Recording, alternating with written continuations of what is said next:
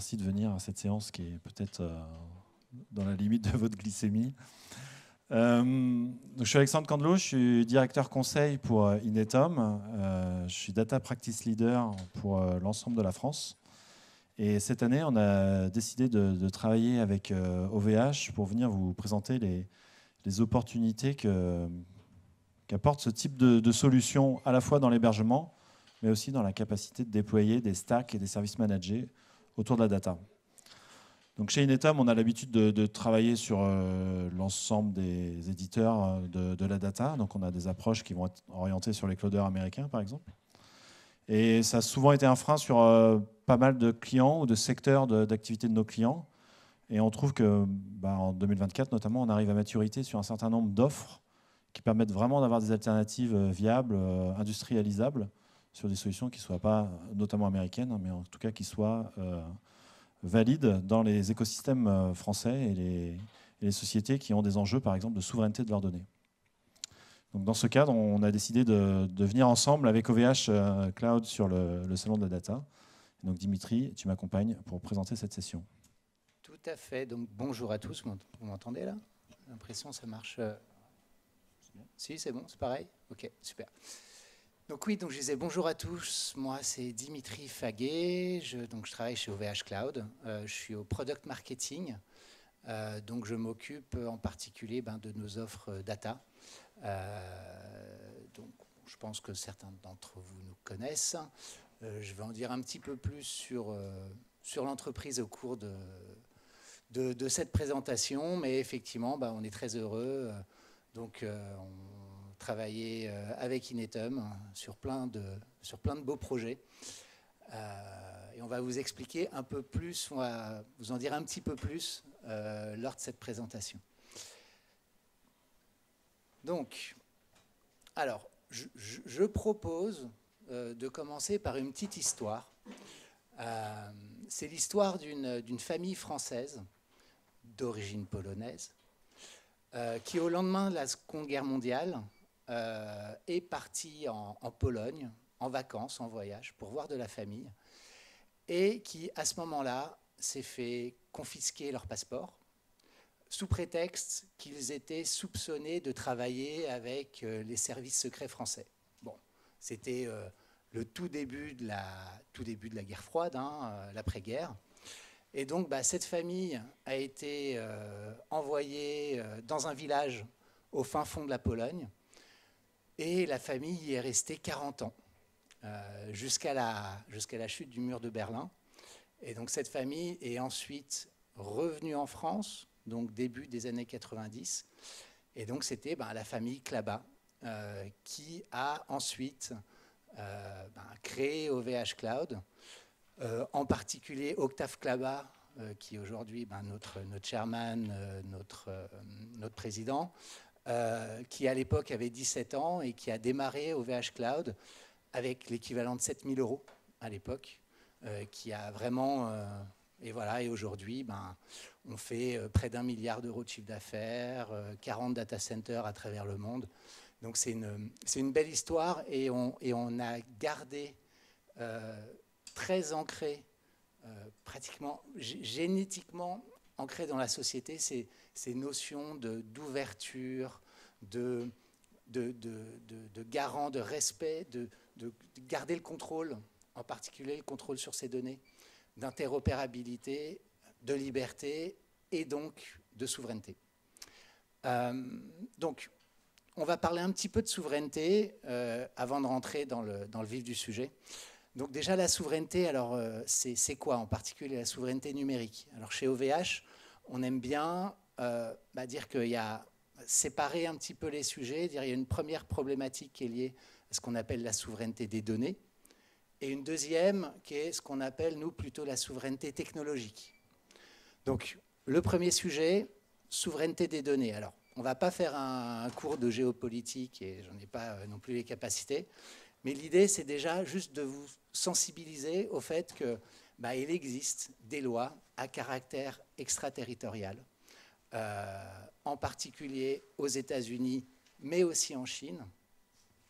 Alors, il y a différentes lois. Bon, il y en a relativement anciennes. Le FISA, c'est le Foreign Intelligence Surveillance Act, donc qui date des années 70, où là, en pleine guerre froide, les États-Unis s'autorisaient à aller écouter des communications à l'étranger. Puis, 2001, World Trade Center, Patriot Act, qui a renforcé cette démarche. Et puis, plus récemment, le Cloud Act. Et ces lois, en fait, permettent à différentes agences, différents tribunaux, en l'occurrence américains, juste de collecter des données, typiquement hébergées en Europe par des fournisseurs américains, sans que personne ne soit au courant. Donc, vous avez suivi il y a quelques années l'histoire de Snowden, Prism, etc. On est vraiment dans cette dynamique et ça pose un vrai problème, en particulier pour les données sensibles, les données stratégiques des entreprises. On ne veut pas que les données d'Airbus puissent arriver chez le concurrent Boeing, nos données de santé. Et donc, voilà, aujourd'hui, il faut savoir que lorsqu'on héberge, que le seul moyen d'éviter ce type de problème, c'est d'être hébergé chez un fournisseur français qui a mis en place toutes les règles de sécurité qui permettent justement d'éviter les transferts de données vers l'étranger.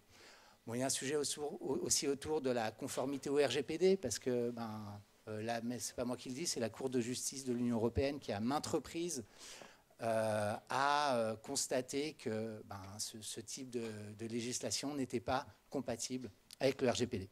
Voilà, j'ai fait une petite digression, mais ça me semblait important de rappeler un peu ces fondamentaux. Je n'ai pas parlé de la Chine, vous imaginez bien que c'est quasiment la même histoire avec la Chine. Deuxième aspect, je vous parlais de souveraineté technologique, et en particulier de résilience, de capacité de garder le contrôle, ou en tout cas de minimiser les risques en cas de crise. Bon, avant le Covid, le sujet d'autonomie sanitaire n'était pas présent, c'était pas un sujet. Bon, voilà, le Covid est arrivé, les masques, les vaccins, on a tous vécu ça. Pareil, la guerre en Ukraine, autonomie énergétique. Bon, c'était pas non plus un sujet. Voilà. Plus récemment encore, CrowdStrike, donc fournisseur de Microsoft, qui a fait tomber une bonne partie des serveurs dans le monde. Voilà. Donc le sujet c'est dans notre secteur, dans le digital, qu'est-ce qu'on peut faire pour justement avoir plus d'autonomie, minimiser les risques. Nous, ce qu'on dit, c'est qu'il y a deux aspects. Le premier, c'est développer un écosystème de solutions européennes performantes.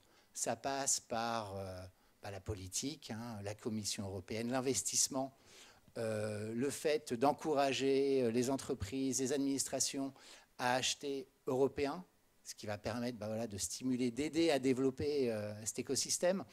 En France, on a quelque chose qui s'appelle le visa de sécurité Secnum Cloud de l'ANSSI, qui est extrêmement exigeant en matière de sécurité, on va y revenir un tout petit peu après, mais qui en particulier ferme un peu la porte aux solutions qui justement sont soumises à des législations non européennes. Donc ça favorise les solutions européennes, la French Tech aussi, l'écosystème des startups, des éditeurs. Voilà, premier sujet. Et puis le deuxième sujet, c'est l'open source. Parce que pour développer sa résilience, le contrôle, ça passe aussi par l'open source. Et nous, on le dit, on le répète, il existe, on a plein de solutions hyper performantes, des grands standards de marché aujourd'hui qui sont open source, en particulier dans la data. Voilà pour cette petite introduction sur la souveraineté. Je propose de donner la main à Alexandre pour revenir sur des sujets un peu plus... Oui, par rapport à ça, on voit chez nos clients une difficulté du coup à se projeter vers des solutions cloud et à savoir comment les entreprendre, comment aborder cette problématique. Alors, on retrouve souvent ce qu'on a indiqué là au centre de la balance, Soit vraiment, je ne vais pas aller dans le cloud. Moi, je suis on-site. J'ai mon infrastructure chez moi. Je ne me pose pas de questions. Je fais tout à la maison. Et à l'autre opposé du scope, je vais acheter du service. Donc, je consomme en fait de la licence mensuelle ou du compute sur un service. Et en fait, je vais pas avoir accès en fait aux couches qui sont en dessous. Et je suis consommateur en fait d'un service. Bon, donc après, il y a tout un scope, une variabilité à la fois dans la capacité de se déployer sur une infrastructure ou une autre, mais également dans les stacks qu'on va pouvoir empiler. Donc il y a toute une combinaison qu'on peut avoir. Donc on a essayé de résumer un peu le paradoxe en fait, que doit résoudre un décideur là, pour arriver à se projeter. Donc si on balance plutôt sur le on-site, en fait, on va pouvoir par exemple avoir des stratégies de recherche de maîtrise du sous-jacent technologique. On voit dans les offres, même les offres les plus industrielles, il y a souvent une couche Apache, open source, en bas, qui est la base technologique sur laquelle sont construites les solutions. Au final, c'est pas si difficile que ça d'accéder à ces sous-couches, de se les approprier et de monter sa propre stack. Donc on peut avoir des équipes qui ont la volonté en fait, d'être en maîtrise du sous-jacent puis de vouloir développer cette compétence. Ce qui va amener derrière forcément une liberté de coût. On va avoir accès à des solutions qui n'auront pas été intégrées, donc on n'aura pas les surcoûts en fait, des différents éditeurs. Et puis on va avoir une liberté aussi de compléter sa stack en fonction des évolutions du marché et des outils et des technologies qui apparaissent. De l'autre côté, on va consommer en SaaS. On va pouvoir par exemple aller très vite en scalabilité. On va avoir des solutions qui peuvent être déployées en moins d'une semaine parce qu'on met sa carte bleue, le service est ouvert. On peut commencer à avoir des gens qui travaillent dessus. Et puis on peut avoir aussi des stratégies, je ne veux pas faire de l'investissement, je vais être en frais d'OPEX, puis je vais avoir donc, des stratégies qui vont être plus comme ça, je m'arrête, en fait si je veux m'arrêter, je m'arrête, je n'ai pas investi, donc j'arrête le service par exemple. Et puis c'est des solutions aussi, comme on est en SaaS, toutes les montées de version, toute la maintenance, toute l'infrastructure est cachée en fait, derrière le service qu'on achète, donc ça simplifie aussi la vie de mes équipes. Donc je peux choisir d'aller vite, en fait, de ne pas choisir de développer ses compétences, mais juste de les consommer. Ou je peux choisir plutôt de développer les compétences dans mes équipes et puis de travailler de l'autonomie et de travailler du choix. Je peux avancer une petite case. Alors, quand on amène ces discours-là à un décideur, un DG ou un DSI, il dit ouais, le discours d'indépendance, il me plaît bien en fait, développer les compétences de mes équipes et tout, c'est intéressant. Mais en fait, je suis loin, quoi. Mes équipes, elles sont pas capables ou il y a beaucoup de questions. Alors, par exemple, en ce moment, là, il y a des questions. Est-ce que Iceberg, là, ça va être révolutionnaire? Est-ce qu'il y a un avant, un après? Comment se l'approprier? Moi, mes équipes, elles sont un peu trop loin de ça. On faisait du Hadoop. Hadoop, ça continue ou pas? Bon, voilà, les prix des licences augmentent, le service rendu pas toujours à la hauteur de ce qu'on attendait. Et puis en fait, j'utilise du Hadoop pour faire de la donnée structurée, donc je pourrais très bien utiliser autre chose. Et puis il y a toutes les couches après aussi d'industrialisation, de démarche, DataOps, DevOps. Mes équipes elles sont pas aguerries là-dessus, donc il va falloir que peut-être que je me fasse accompagner, que je vois comment travailler le truc.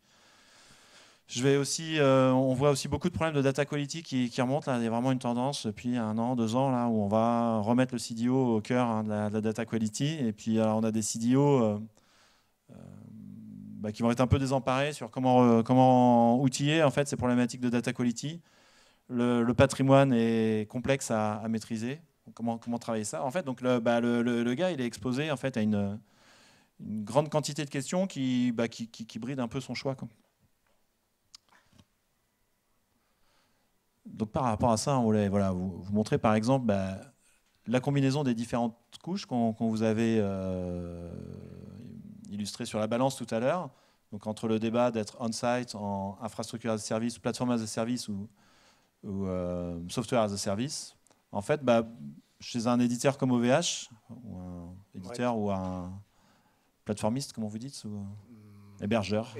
Hébergeur d'infrastructures et de plateformes. On peut avoir une combinaison de choix, en fait. Tout à fait. Donc, d'ailleurs, là, on voit les différentes colonnes.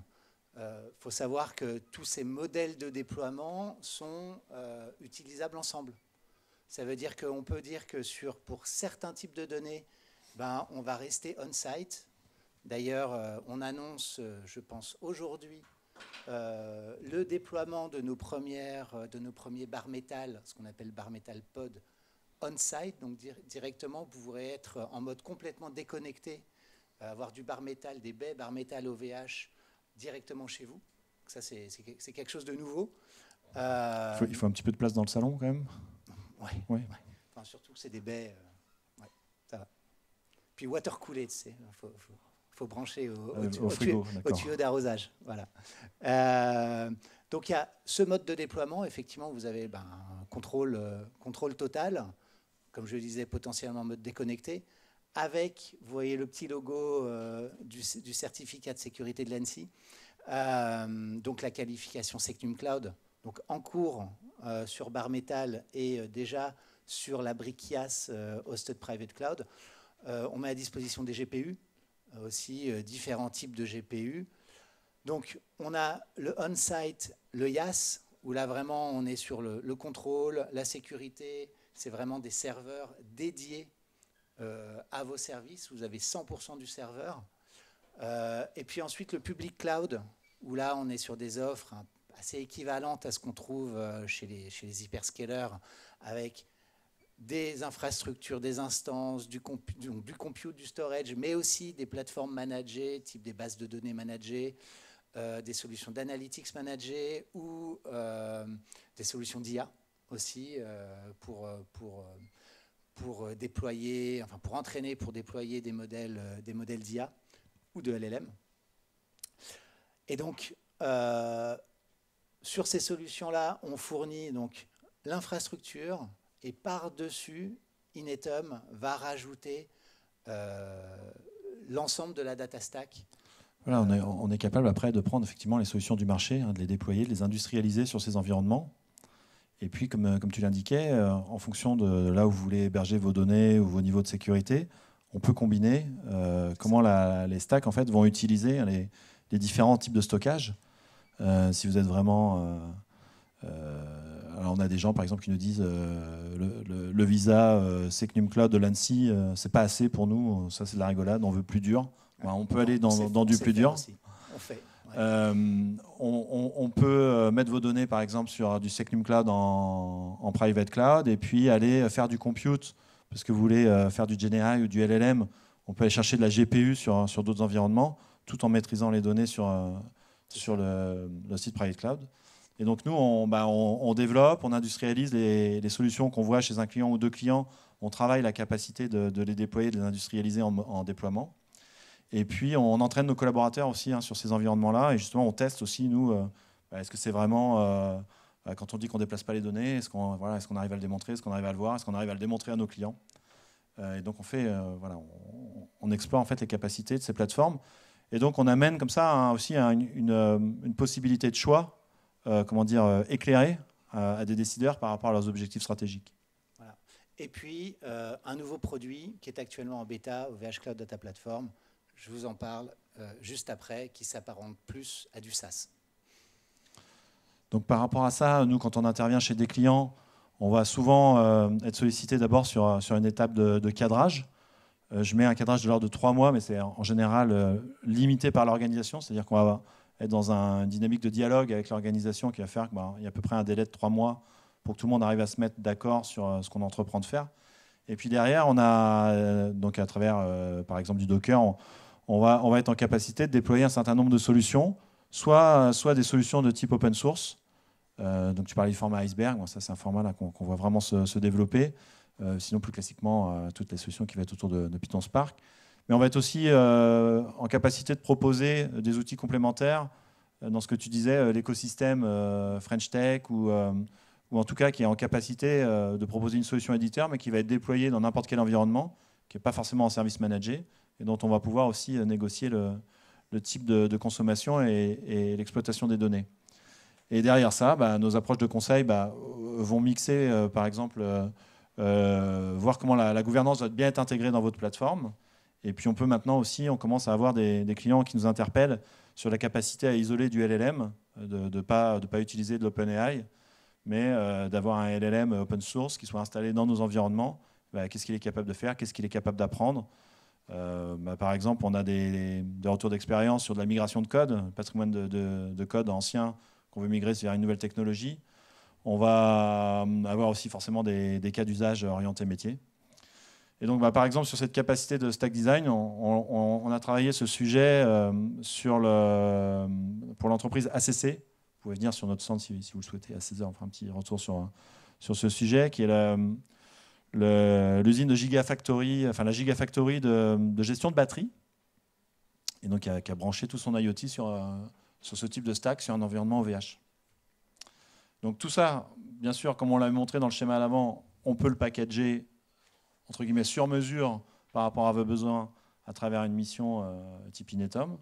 Mais maintenant, vous offrez aussi une possibilité d'utiliser des technos similaires dans un environnement packagé. Tout à fait. Donc ça, c'est tout nouveau. Hein.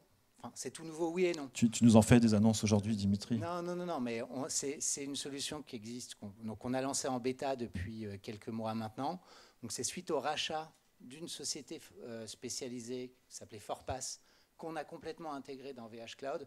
Et l'idée, c'est de proposer une data stack complète, donc une data platform, qui permet de simplement gérer et passer en prod des projets data.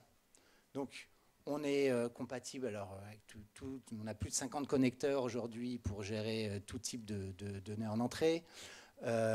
Et on gère donc l'ensemble de la stack, donc la collecte, le stockage, les transformations, les requêtes, la data vise. On a aussi une solution qui permet de partager via des applications serverless des dashboards. Donc c'est une solution vraiment complète qui s'appuie sur des technos open source. Donc on parlait d'Apache Iceberg tout à l'heure, de Spark. Ouais, c'est vraiment la même techno que nous on va utiliser sur de la customisation d'une plateforme pour sauf un que là, client. On est sur une solution complètement packagée. C'est pas exactement pour les mêmes usages. Là, c'est vrai que ça fonctionne bien pour des petites équipes data, donc qui veulent être relativement autonomes. Moteur Trino aussi, qui nous permet d'être interconnectable avec toutes les solutions du marché. Vous voulez continuer à utiliser du Power BI, du Tableau, vous voulez intégrer ça avec du DBT, ça fonctionne. Et enfin, c'est une solution souveraine et sécurisée. Qu'on est directement, on va lancer en production dans quelques mois. Ça sera déjà certifié pour l'hébergement de données de santé, par exemple, ISO 27001, etc. Donc toutes les normes en matière de sécurité pour s'assurer qu'aucune donnée ne sort de la plateforme sans qu'on le sache. Attends, je vais juste tenter un petit sondage. Est-ce que vous avez déjà, juste en levant la main, une plateforme data sur du cloud dans vos cas d'usage? Je vois des timides. Le premier qui lève la main, c'est toujours un peu plus dur. Ouais. Et est-ce que vous avez du OVH? Non, vous n'êtes plutôt pas sur ces solutions-là. On a un petit peu d'OVH. Et est-ce que vous êtes familier, par exemple, avec Iceberg ou Trino? C'est des technos que vous regardez, sur lesquels vous vous intéressez? Un petit peu aussi, pareil, rapidement, un ou deux. Moi, je pense, c'est mon retour là, par rapport aux cas clients que je peux voir, c'est vraiment des technos sur lesquels il faut s'intéresser. Je vous disais qu'il est souvent dans les sous-jacents de ce que vous achetez chez les hyperscalers ou autres éditeurs de data. Je pense que c'est vraiment des choses qui vont changer un peu le marché et la manière même de positionner les applications data dans l'urbanisation de vos systèmes d'information. Donc c'est intéressant de regarder ça. Soit de tester sur un petit dispositif, par exemple, en démarrant de manière assistée dans une data platform type OVH, ou sur des déploiements plus gros, ou en mixant les deux, avoir des équipes qui sont sur ça, puis d'autres équipes qui vont peut-être être sur des usages plus massifs selon vos types d'équipes dans vos bases de données. Ah oui, alors je reviens sur mon décideur. Alors il me dit moi je voulais être indépendant. Ok, vous m'avez convaincu. Là, je vois, on peut. Mais alors maintenant, est-ce que vous pouvez m'aider à définir un peu ma grille de décision, quoi? C'est quoi les grandes familles en fait de déploiement?